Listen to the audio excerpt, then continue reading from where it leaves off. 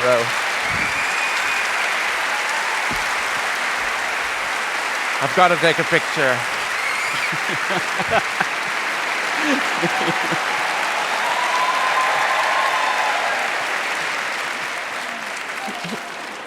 This is amazing. Yotam and I were chatting backstage before, and this is actually the biggest audience that he's ever performed in front of. Yeah, More than double the size.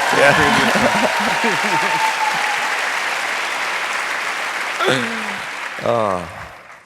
Firstly, Yotam, thank you so much for being here with all of us tonight, and welcome to Sydney. I can't believe you're still upright. Yotam showed me his calendar on his phone earlier, and his page after page of 15-minute intervals of which he's doing various things all around the country. And I just wanted to start off by reading you a text that I got from my good friend Annabelle Crabb today, who interviewed you twice last night. Yeah, 5:30 and 7:30. Are you doing Yotam tonight? He is absolutely charm itself. Effing hell, I love him. So a bit of feedback from how things went yesterday. But I actually just wanted to start by talking to you about your food. As Edwina mentioned, Ottolenghi is a thing that kind of, it's your name obviously, it's the name of your deli, but it's also, I guess, a style of cooking now. You can, if my wife calls me up and says, what are we having for dinner tonight? And I say, Ottolenghi, she knows she's kind of probably in for a cauliflower.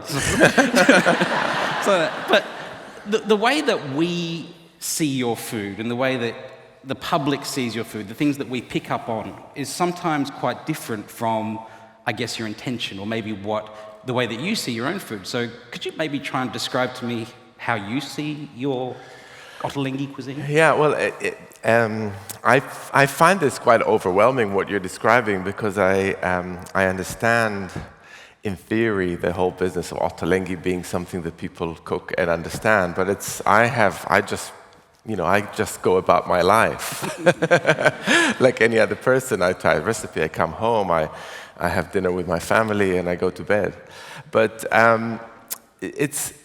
I think one of the things that dawned on me at one point is how much there is behind that word, Ottolenghi, which is completely separated from me now for quite a long time, because it's my family name, but actually it stands for so much for different people.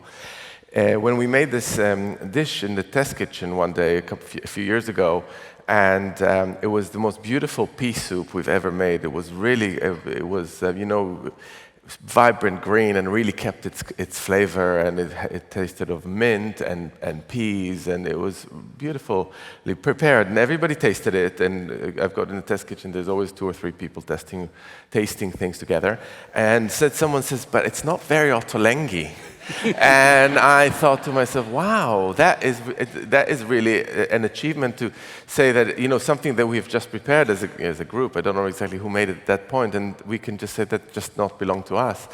And I could understand it, because in a sense it was missing an edge. It didn't have a twist. It didn't have a surprise. It was wonderfully predictable, but it wasn't Ottolenghi. So we quickly took some bread and rolled it out and put some goat cheese and rolled it together and sprinkled some red peppercorns, I think, and deep fried it and cut it into slices and put it on top, and it was sorted. And I think this kind of story just kind of exemplifies this idea that it needs to be familiar on one hand, but not familiar on the other. And I think this is what it has become with. Of course, there's vegetables and there's a set of ingredients, the Middle Eastern ingredients, but a lot of other chefs do that too. But I think it's the idea that you take something which seems like it makes sense, you ask yourself a minute, will it really work? And then I hope it mostly works. Yeah.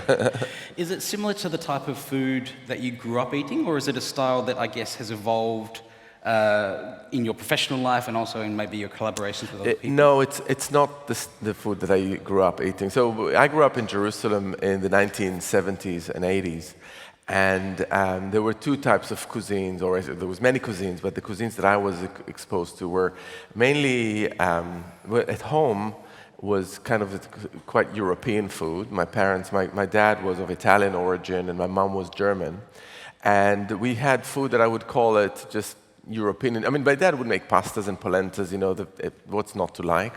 But, and my mom made, potatoes and cabbage and things you have in kind of Northern European food. But outside, as you kind of walked out the door, was mainly Palestinian food, the Arabic food, as people would mostly recognize it here as Lebanese food. And of course, it's not exactly the same, but this is the gist. But those are very different things from what I cook. And often people say, you cook Israeli food. But Israeli food actually is something that is still evolving. It's kind of reached a certain level of evolvement, if that's a word right now.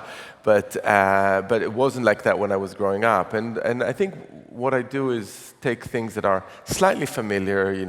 I would use tahini, that's in hummus, etc. But kind of modernize it a bit and add certain flourishes and add certain aspects that wouldn't have been there when I was growing up.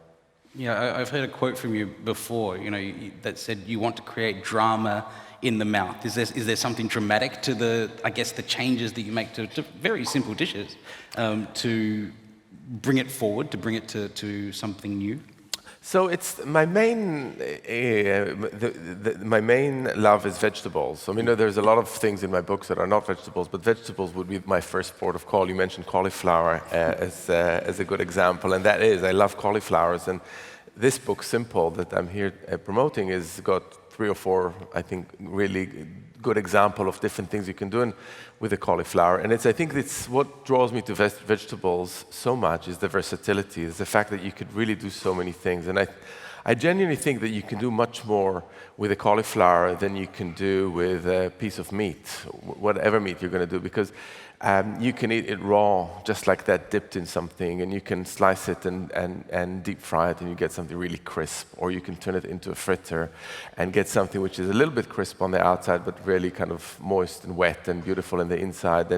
And you can roast it, and you can steam it, and everything yields different results. And I've got this fascination with how far you can take vegetables, how far you can, what you could do with them. And you can go pretty far.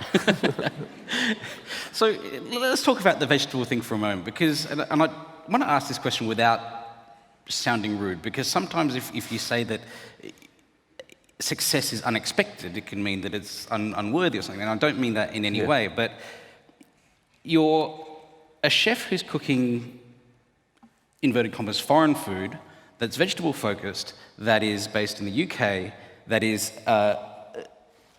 now arguably done more for championing the cause of vegetables than, and I should mention that you're not a vegetarian yourself, than any of the vegetarians and vegans or PETA activists or doctors sitting people down and saying, eat more vegetables or you will die.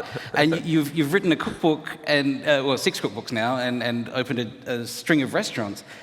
Why has your food, been so influential in changing the way people cook? What Edwina mentioned before about going to a dinner party in Sydney and everyone's brought an Ottolenghi salad. That is 100% a thing that happens, and everyone here knows that exactly that is what happens. Why do you think that it was what's the secret? Why was it you? So first of all, I just want to say thank you, because I never take it for granted that people would cook my food and in such numbers, and I'm literally shocked and surprised to see that this happens. And the sales figures, thank you. Thanks to everybody. But that is the one thing, and I don't really have a very good explanation. I've got a bits of understandings or insights that I can probably point to. One of them, I think, is the fact that the ingredients of the Middle East that I grew up with, the preserved lemons and the za'atar and the tahini and the pomegranate molasses and the rose syrup, they were all kind of around, but used in very traditional contexts. And when you look at Palestinian food or Lebanese food, in the traditional sense, it doesn't feel very modern, and it feels quite old, and often brown doesn't look very attractive for the Instagram generation.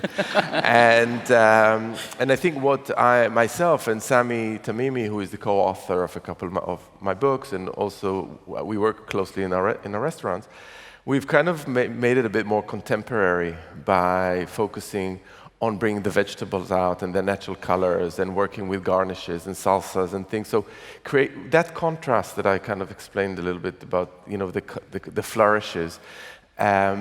That's what I think that's the kind of the power of the Ottolenghi effect. So it's not just a hummus. If it's a hummus, then it might have like a pickled chili salsa, and it will have something else. Just things to kind of bring out those flavors and colors. That is one way that I think about it. The other is really that what I try to do is I try to look at every vegetable, mostly vegetables, as I said, from every possible angle and kind of turn it on its head and look what there is to do about it. And yes, a lot of people do that, but I'm kind of obsessive about that, if you haven't realized yet. And I could take a kohlrabi. Kohlrabi is really challenging to cook with. It's quite watery, and spend like a couple of weeks figuring how you roast the kohlrabi and keep it with flavor, which is actually a dilemma that we had in the test kitchen just a couple of weeks ago, so it's fresh in my head. And because it's really great raw and it's crunchy, it's like a radish, but every time I try to cook it, it goes really bland.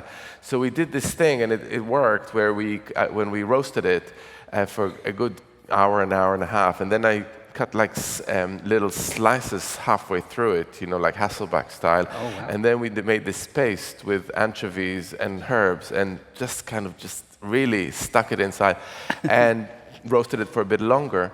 And the result was really magical, but it took quite a lot of work, but I just wanted to crack that kohlrabi, And so I'm quite persistent like that, and that is because I really think that there is so much to get from vegetables, and I focus on them. So that might be also part of the explanation. Do you think about the food that you cook as being part of that sort of broader push to get people to eat more vegetables, or is it literally just, how do you make a kohlrabi tasty? Yeah, I actually I really have an aversion to trying to push the people to do anything, and I don't like people telling me what to eat, and I don't like to tell people what to eat. Really, that's the one thing that I feel really strongly about. It's never been my agenda to get people to eat something or not, and I think one of the reasons why.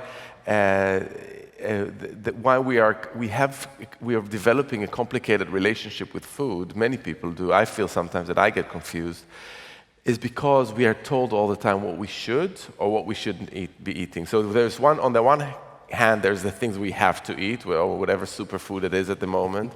And on the other hand, there's these things that we shouldn't really touch, whatever sugar, fat, whatever it is at the moment. And this is really confusing because we can't rely on our instincts anymore. And so I don't want to be one of those people that say you have to eat vegetables all the time, because if someone hears that in the back of their minds that they have to eat certain vegetables or a certain amount of vegetable, and they feel like something else, then they start feeling guilty. And mixing food with guilt is like the worst combination, because food is just all about pleasure. And it's really easy to get into this cycle. So I just think vegetables are wonderful, and I put it out there, and people can choose whether to eat or not to eat and what they want to do with them. I'm happy. Fantastic. So let's go back to the beginning a little bit. You're the son of a scientist and a teacher. You have a master's in comparative literature. You worked as a magazine editor. You also worked for Israeli military intelligence for a while. How do you end up then going to Le Cordon Bleu and thinking, I'm going to open a deli?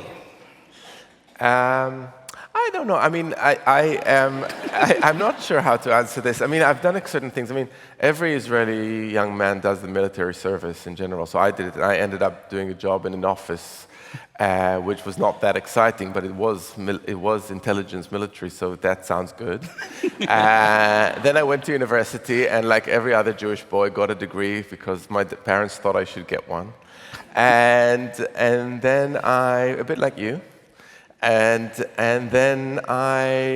But then something happened, and I realized that I cannot and would not spend my life at university.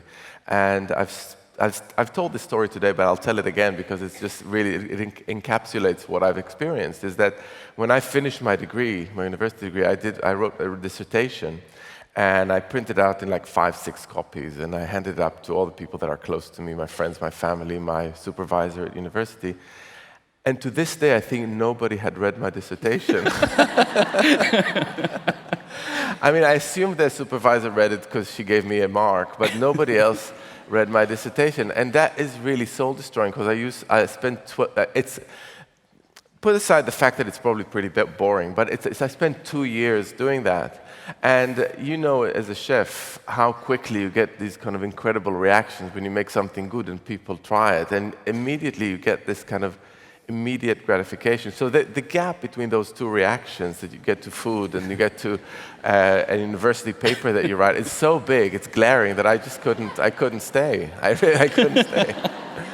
And that's how it happened. Just as an aside, you're not the only member of your family that has experience working in military intelligence, are you? This book tour is really weird. I've done so many book tours, and nobody ever talked about my grandmother. And I think Annabelle started it yesterday. She said to me, "I heard your mom was a secret agent. Your grandmother was a secret agent." And I said, "Yeah, I think I mentioned it sometimes, but nobody ever talked about it." Yeah, that is true. My grandmother was distributing guns to agents, Israeli agents in Europe in the 1960s. That is true. She was also a secret Mossad operative and part of the team that abducted Adolf Eichmann from Argentina and extradited him for trial. That's a nod right there. My grandmother was quite special because, as you can imagine, she was a woman on a mission. So we had, every Saturday at 2 p.m., we had lunch in her house. And it was always the same lunch. And every time we used to sit down at 2, she was very particular about how things would be. And she always made a cauliflower, but it was nothing like my cauliflower. It was boiled like for a very long time. And she had the buttery bread sauce. Actually, I really do love that. You know, when you take a bit of breadcrumbs and you fry them in butter and put them on the cauliflower, it was quite nice. And then the main course often was ox tongue. So sliced ox tongue with a kind of a salsa verde, which is I love ox kind tongue. of nice. Yeah, I do like ox tongue, but that was kind of our Saturday lunch. Let's go back to the dissertation, because I believe your dissertation was on the philosophy of the photographic image. Now, even though your friends and family at that time may not have read it, is that something that you use in the nuts and bolts of your career now? If you look at any one of your books, there is, the process of taking a photograph for a cookbook is not just, here's some nice food, put it on there. There is a lot to think about in that. If you're using, do you try and simplify the image? Like, just to say, your cookbooks generally, the composition is generally a single plate on a fairly neutral color palette, which both draws attention to the food, but also tends to make it seem more approachable and more possible for someone at home. If they are seeing this complicated, Israeli Levantine spread, then people are going to get quite intimidated by that. But your food always looks approachable. Do you think that you've applied that knowledge in this field? So the first part of the answer is that I don't think it's related. My dissertation had to do with photography, but it had all sort of lofty ideas about photography, about what is the relationship between a photograph and reality, in philosophical discussions about art. Because when photography arrived on the scene in the early 1800s, people didn't know what to make of it. They couldn't say whether it was a natural object, because it was just something that emanated from an object and turned into another object, like a fossil, or whether it was a piece of art, like when you draw, because it looked like something that you could draw. So there was all these discussions, and my dissertation has to do with that. But I didn't really dwell at all about the artistic merits of photographs or anything like that. So I don't think there is connection between this and that. But I have to say that I do really enjoy the styling of my food in the books. And I always, there is no stylist. I always put the food on the plate. And the books are always, visually, our collaboration just between myself and Jonathan Lovekin, who is the photographer. And you were asking a little bit about the aesthetics of the images, and I find something really interesting about food styling and food photography. I don't know if you have it when you do pictures for your books, but My rule is I never touch the food that goes in the book, because everything that I touch makes it look worse. So I just stand back and then the stylist does, and I go, oh, that looks better than I ever could have made it look.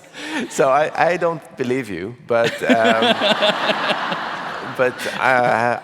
I really think that sometimes, and this really happens often when we shoot, when you take something that's been on a tray and pour it onto a plate, it looks the best before you touched it. It's just kind of the natural way something falls from one vessel to another makes it look its absolute best. And this is kind of my philosophy, kind of minimal intervention.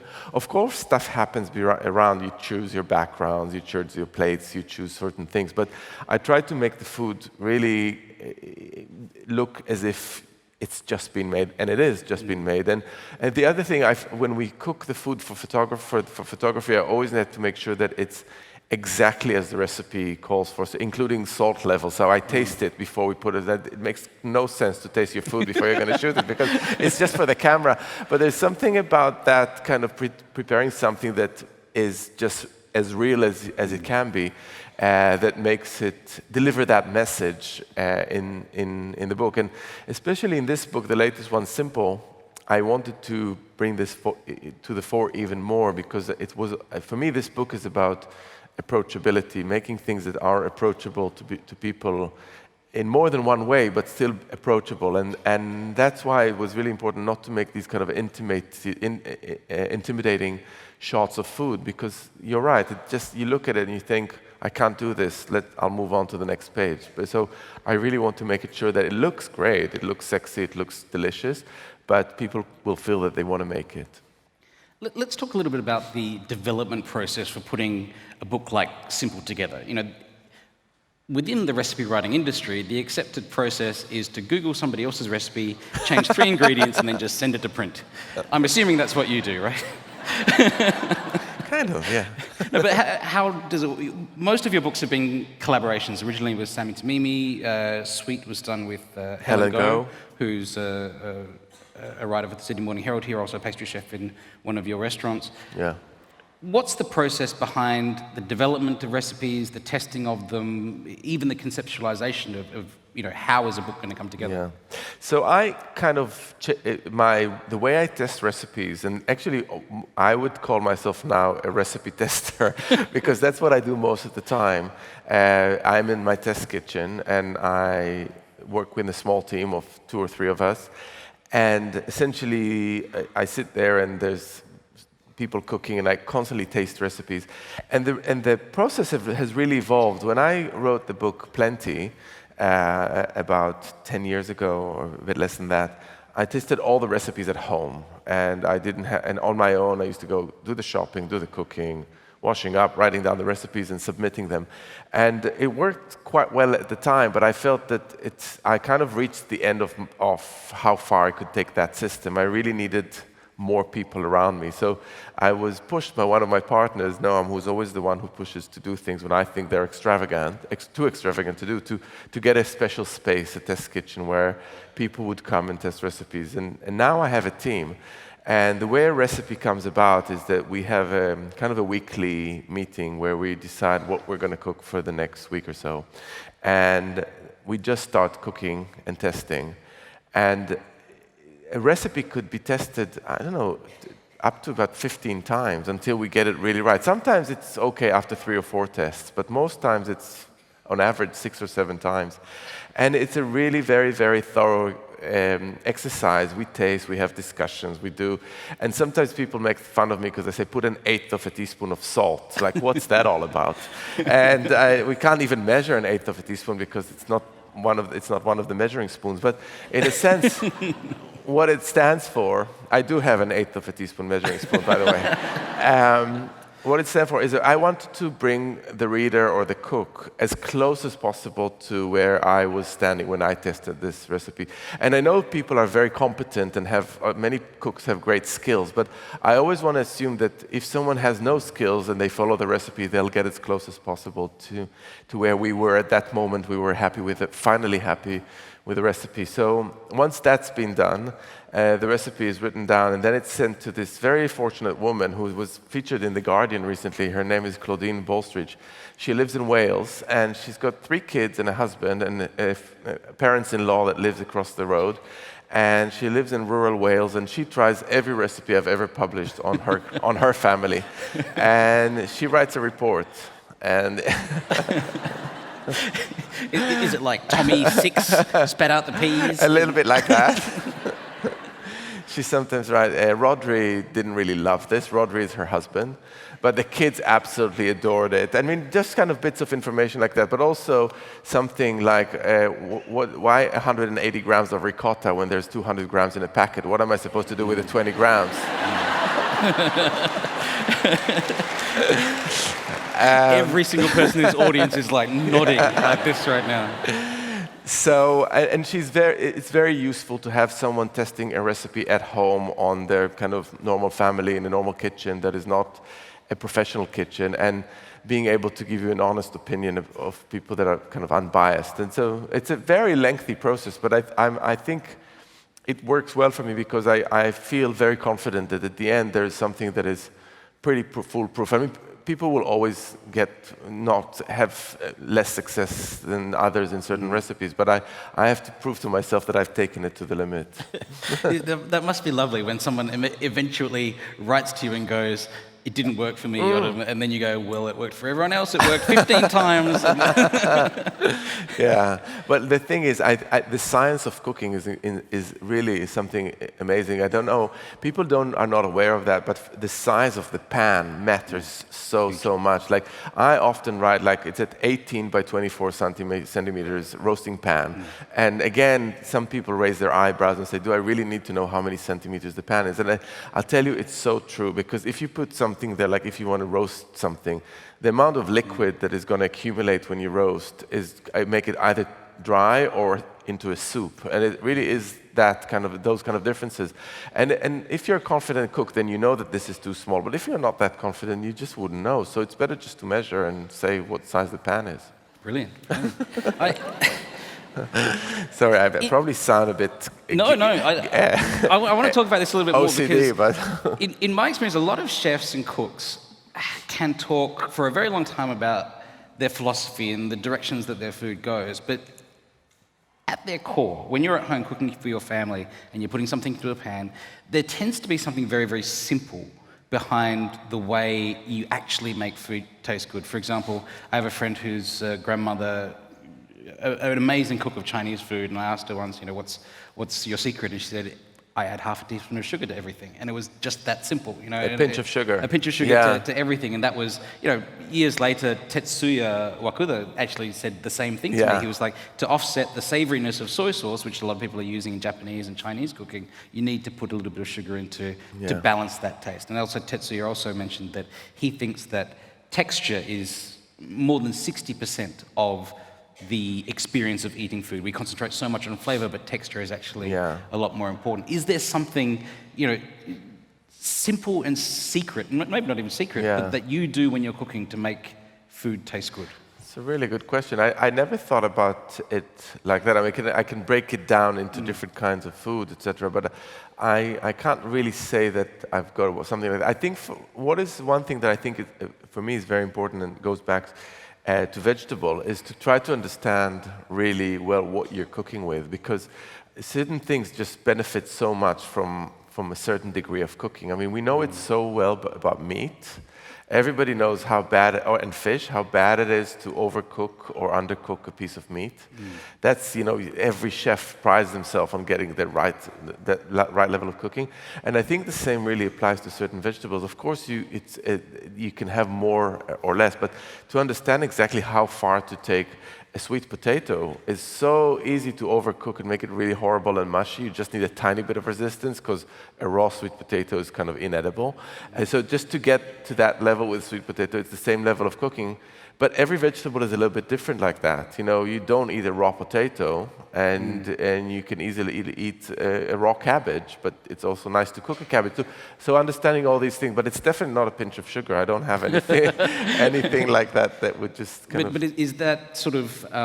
so for example, with Brussels sprouts. Everyone grew up hating Brussels sprouts, but we were all just cooking them wrong. You know, if you roast them or you deep fry them or you just put them down in a pan until they turn a little bit black underneath, it changes the bitterness and the sweetness of that Brussels sprout. And the Brussels sprout is really, I think the key to cooking Brussels sprouts is actually to cut it or to make something that, because the trouble with the Brussels sprout in the traditional way of cooking is that by the time you cook the middle, the outside is already overcooked and gets that kind of horrible slimy bitterness. So it's about getting it equally cooked throughout in a quick way. So this is why roasting Brussels sprouts or sautéing them or grilling them is so good, because you get a lot of heat very quickly into it, and then you stop cooking before it goes all horrible and bitter.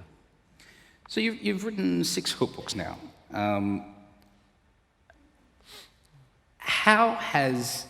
How have you learned through that process? Is Simple as a cookbook very, very different from Ottolenghi as a cookbook?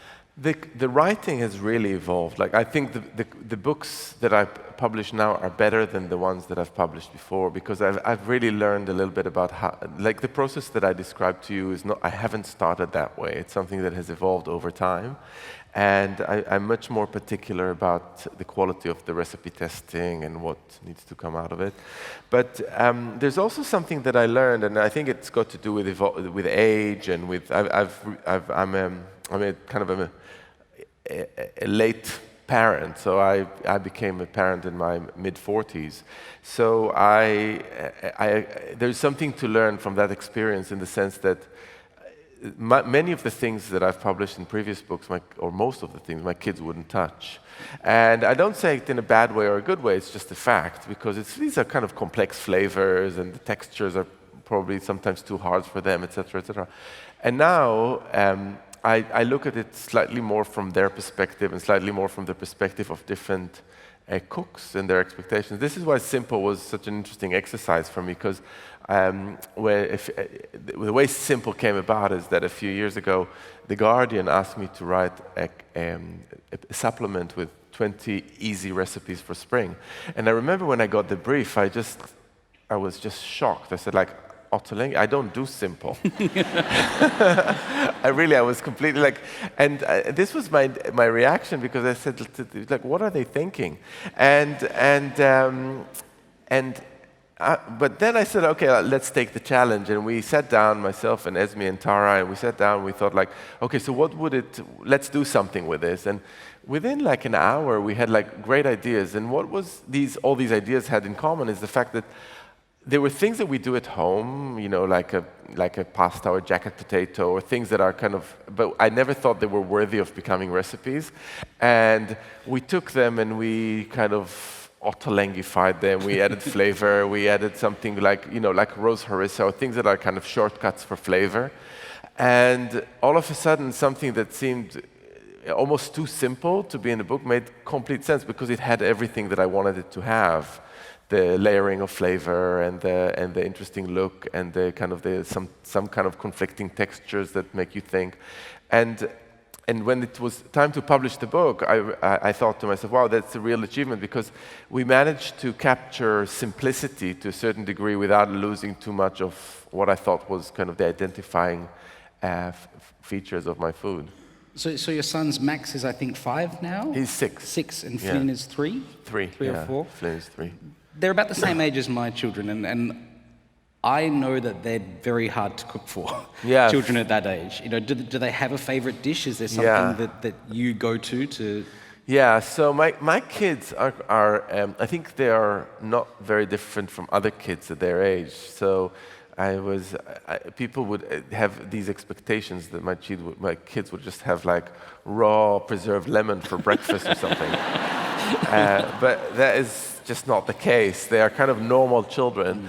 And so on the one hand, they like broccoli. On the other hand, they would never touch a raw tomato, like not with a barge pole. They just hate them. And they also, I think, something I don't know if you've experienced, but they're very. All these things are completely unpredictable, right? Like, they like one thing today, and then they learn the word anymore very early on, and they go, I don't like this anymore. Well, it's something that you've fed them like a million times. And it's like, I don't like prawns anymore. Since when? So they are funny like that. But what they do like is, there's certain things that they do like. I mean, there's the stuff that we all know that they like, the pastas and the rice dishes and all the rest. What and the chicken nuggets and that kind of thing. I've yet to try that, but they do like one thing that is my comfort food is their comfort food, and that's majadra rice with lentils and fried onions. Oh, No, yours wouldn't touch that? No, I think they would, but I wouldn't describe it like that. It was like, it's rice and onions, eat it. No, not just like lentils are really like weird, like they do like lentils.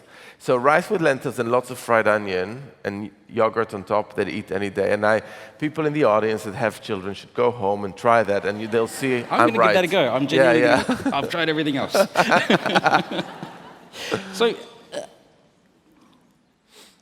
in terms of, I guess, the food that you cook and the way that it's been accepted by everyone here, everyone around the world, is that a challenge for you? Because obviously someone at home in England cooks and eats very differently from someone here in Australia, someone in the US, and all the other places around the world where your books and your style of cooking is very popular. Do you find it hard to, I guess, localize for those audiences, or do you just do what you do and then people take what they want from that? Yeah, I often think about who is this for, and there are differences, but I actually think that the differences are getting smaller and smaller. I think generally people in urban centers all over the Western world at least, but I think other parts of the world as well, eat more and more similarly.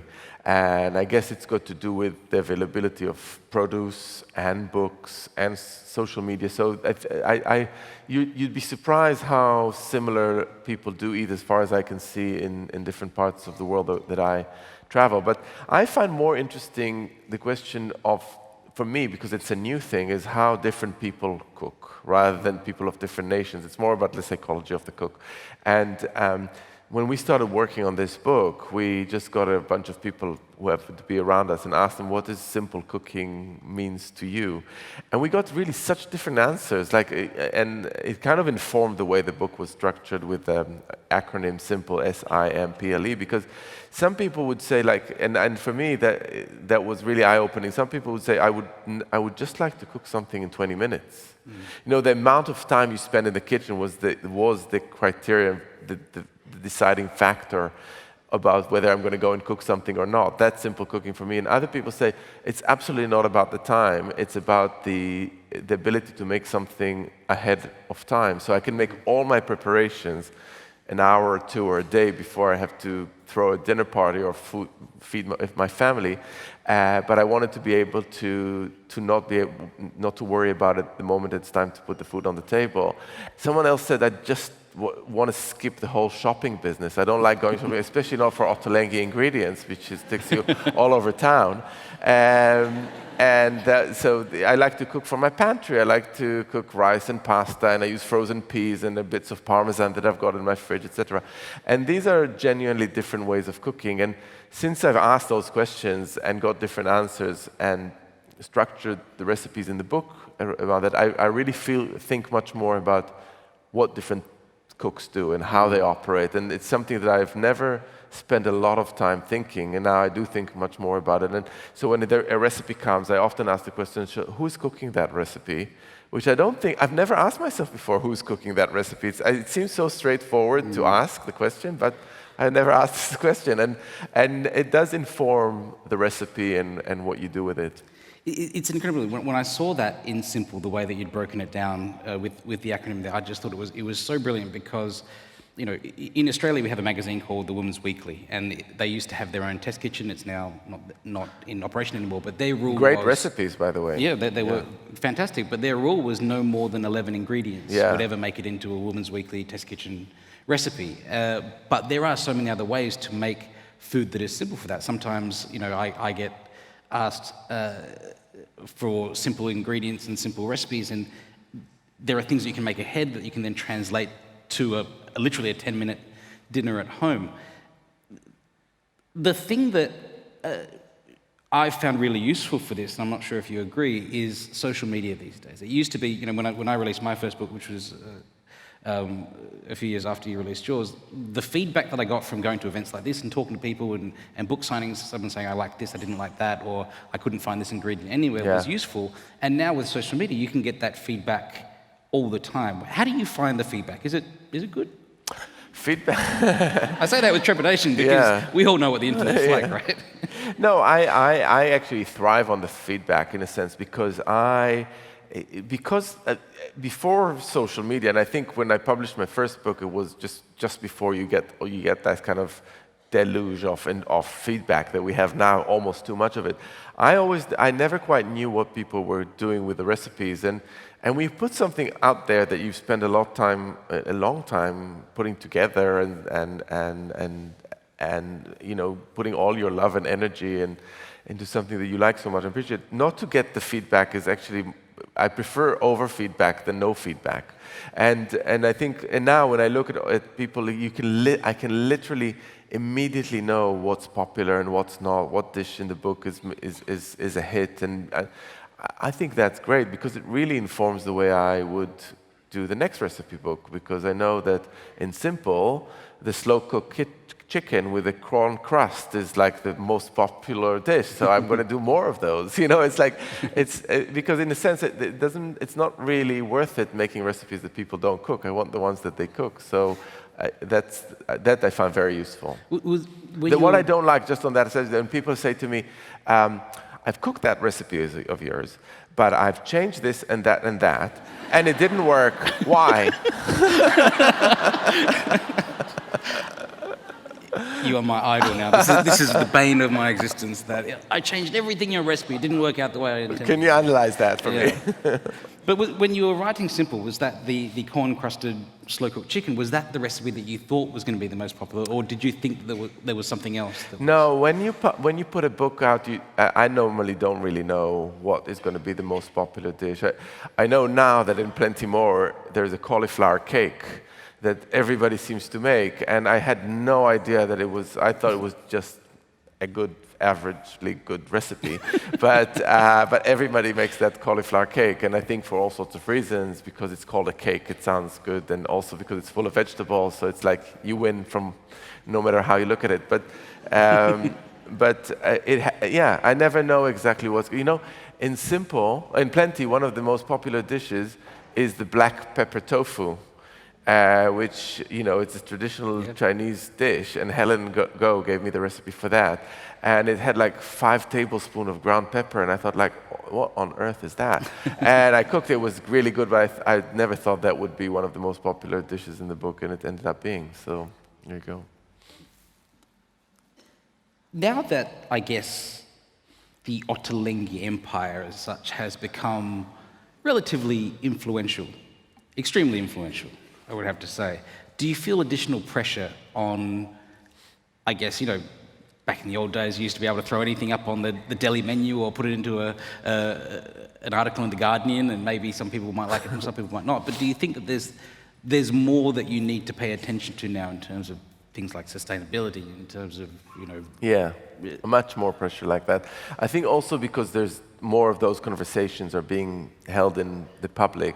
So for instance, with fish, I actually end up using, I publish very few fish recipes because, especially in the UK, the amount of sustainable, affordable fish is really minimal.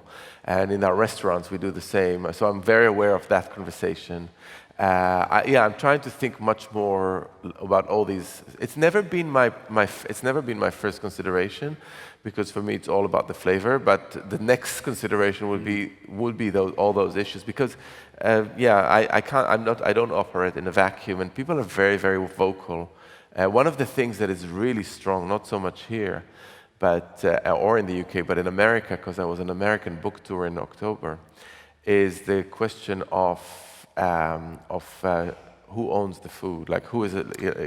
Cultural appropriation. The cultural appropriation question. And it's a really, really big question in America at the moment. And every person that cooks has to deal with the question of cultural appropriation.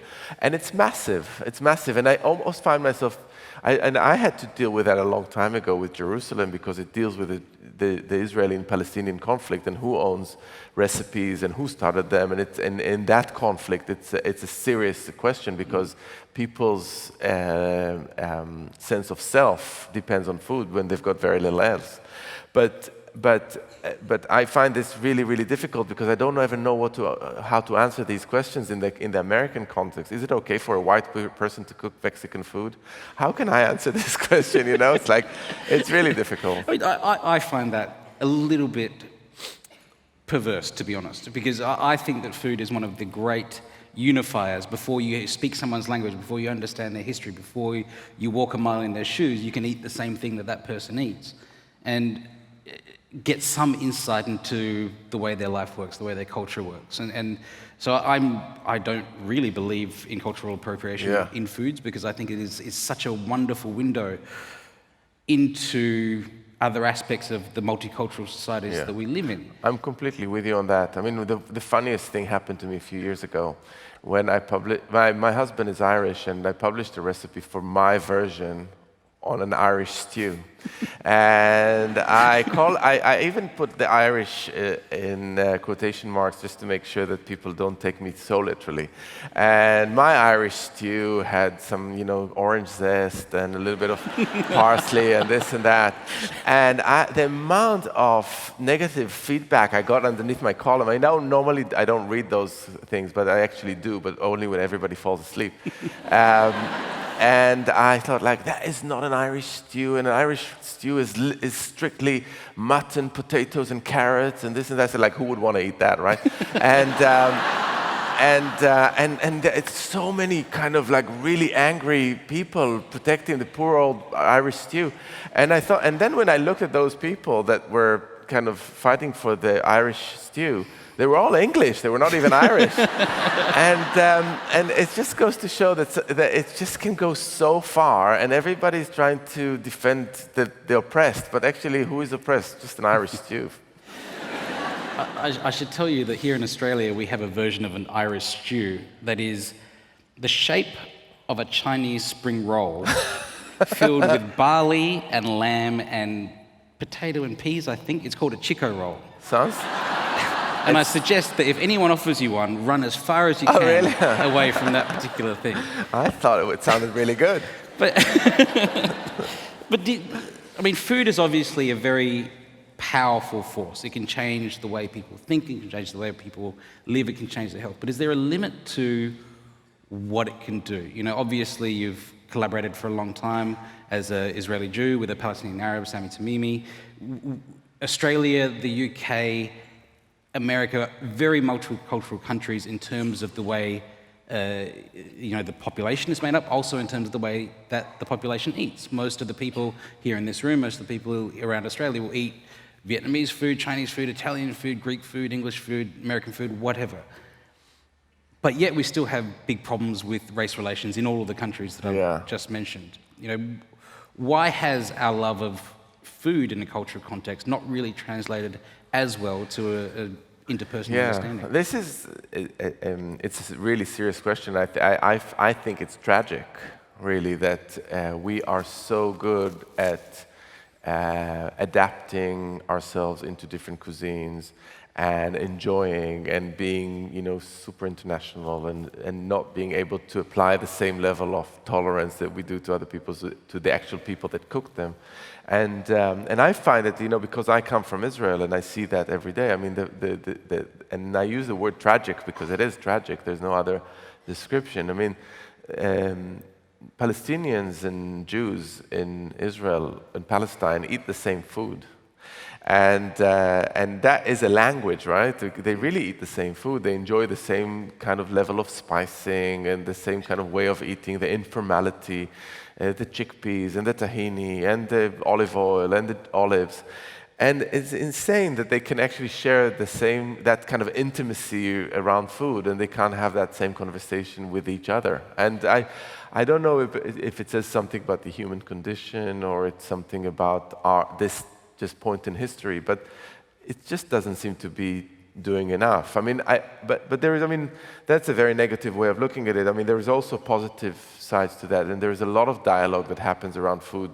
And one of the things that I think is the most incredible thing that happened around food with social media is that there is a group of people all over the world that really speak the same language, the language of food. And you know, you mentioned Brussels sprouts, and all of a sudden, like 2 years ago, Brussels sprouts were like on every restaurant table in every country on the planet. You know, I think I went to Moscow or somewhere, and they had like roasted Brussels sprouts, and I was like, wow.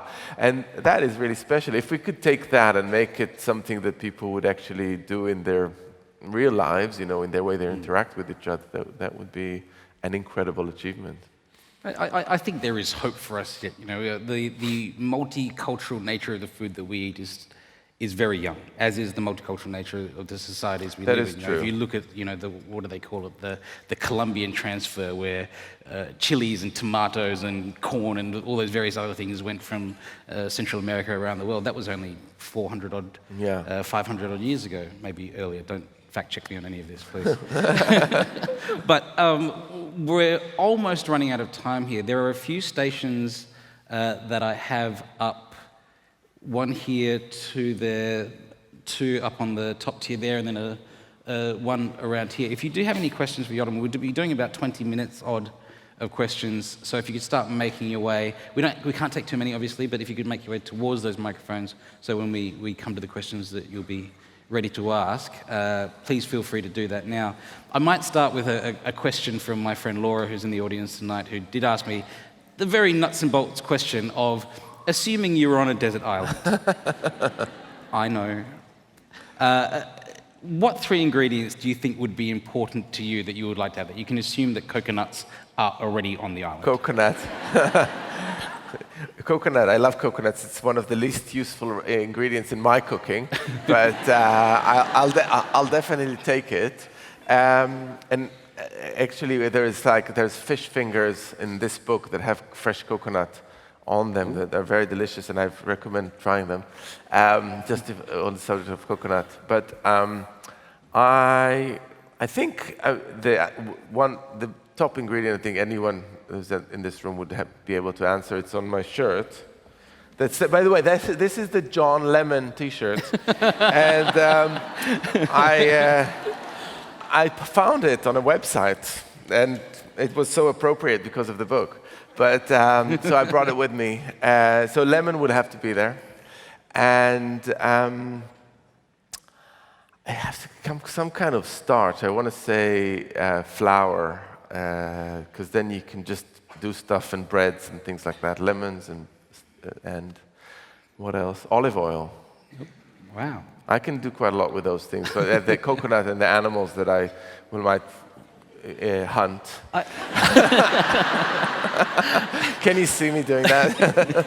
I do love seeing the answer to this question because some people, you know, when they're given 3 ingredients to choose from, they choose their 3 favorite ingredients, the things they like to eat the most. You know, oh, bring me a chorizo and something. But then you've got someone like Yotam who is looking for the most versatile ingredients possible, as if he's actually on the island. You know, he's thinking, how long do I have to live on this island for?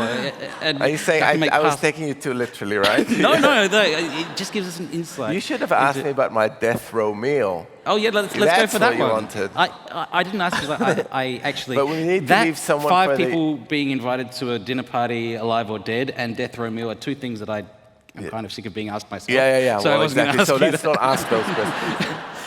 Unfortunately, that is all we have time for today. Thank you all so much for coming along tonight, but most of all, especially to the busiest man in the world for being so generous with your time. Thank you. Yotam Ottolenghi. Thank you. Thank you.